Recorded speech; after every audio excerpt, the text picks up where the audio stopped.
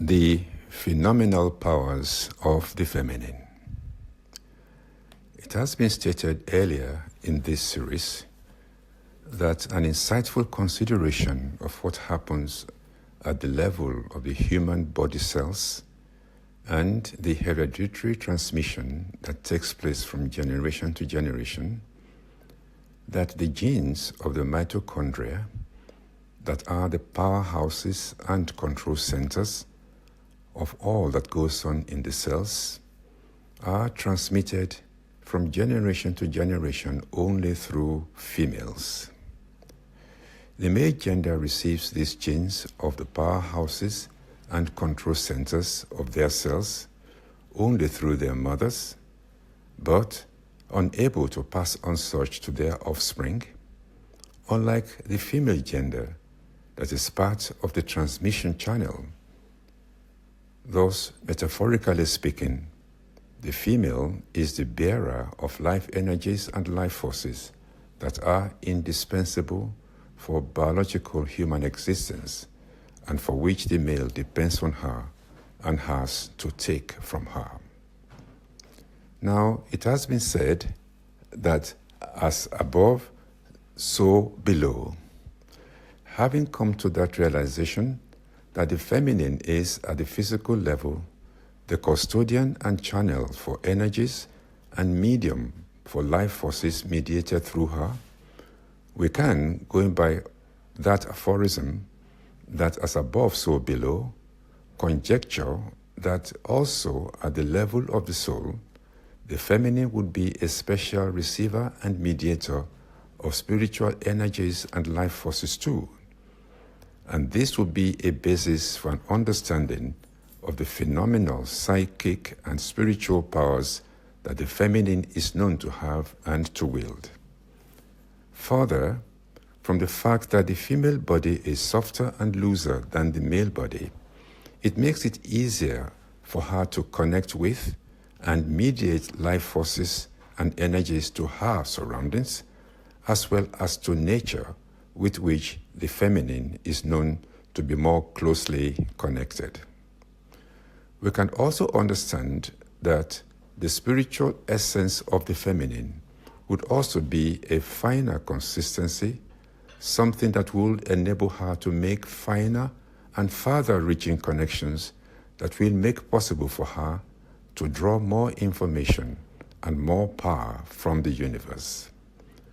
Little wonder, for example, that women are proverbially known to be more intuitive. Let us talk about intuition. Indeed, many children believe that their mothers have eyes at the back of their heads. The mothers always seem to know when the child is lying and what it has been up to. The mothers just know out of the blue, so to say. And the situation is similar between women and their spouses, their friends, and other people they relate with or meet. There is indeed a quote which says, "Never underestimate the power of a woman's intuition. Some women can recognize your game before you even start playing it." And I would say, and why would they not? Intuition, after all, operates beyond the earthly conception of time and space because it is spiritual.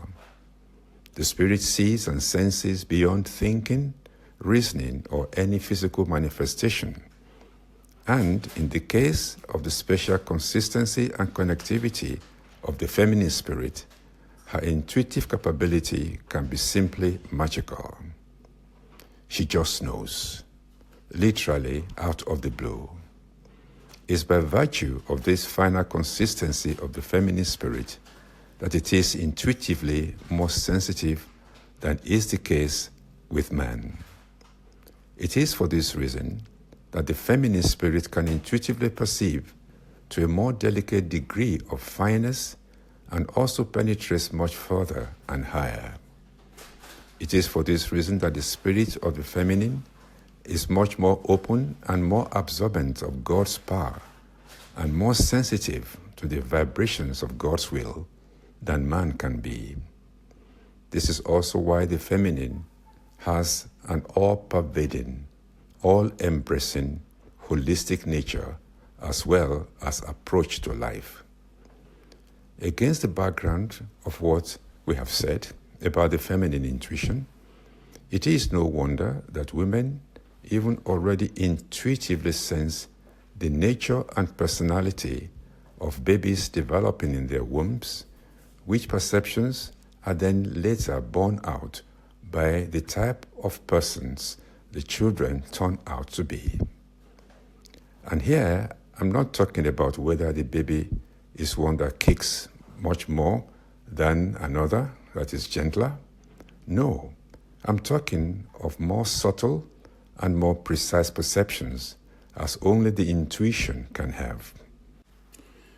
I'm talking about perceptions of the nature of the soul that can even influence the behavior of the expectant mother, such as, for example, a woman feeling quiet, withdrawn and shy whilst expecting one child, and feeling outgoing and strong-willed whilst expecting another, only for these changes to cease after each delivery, and the respective children's personalities to be exactly as she sensed and experienced them to be whilst she was expecting them.